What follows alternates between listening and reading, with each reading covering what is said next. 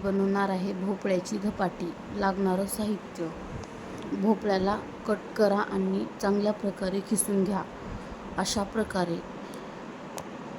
गव्हाचं पीठ, ज्वारी पीठ, चवीनुसार मीठ, हळदी पावडर, 1 वाटी बेसन पीठ, जिरा पावडर, तीळ, बारीक कट केलेली कोथिंबीर आणि ओवा हातावर मिक्स करून टाका.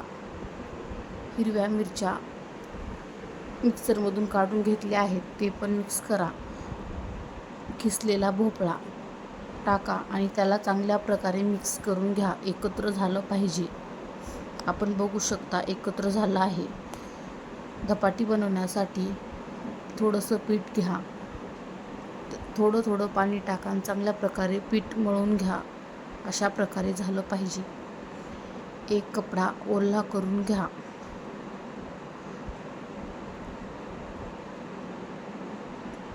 अशा प्रकारे पिठाला करा आणि पाणी लावून थोडं थापटून घ्या.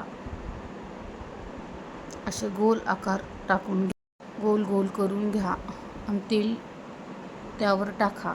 तवा चांगला गरम झाल्यास त्यावरही तेल टाका आणि हळूवारप्रमाणे धपाटी तव्यावर टाका आणि हळूच कपडा काढून घ्या.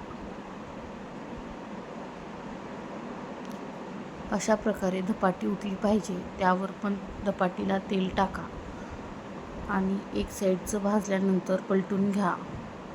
दोन्ही साईड धपाटी चांगल्या प्रकारे भाजून घ्यायची आहे. आपण बघू शकता आपली धपाटी तयार झाली आहे.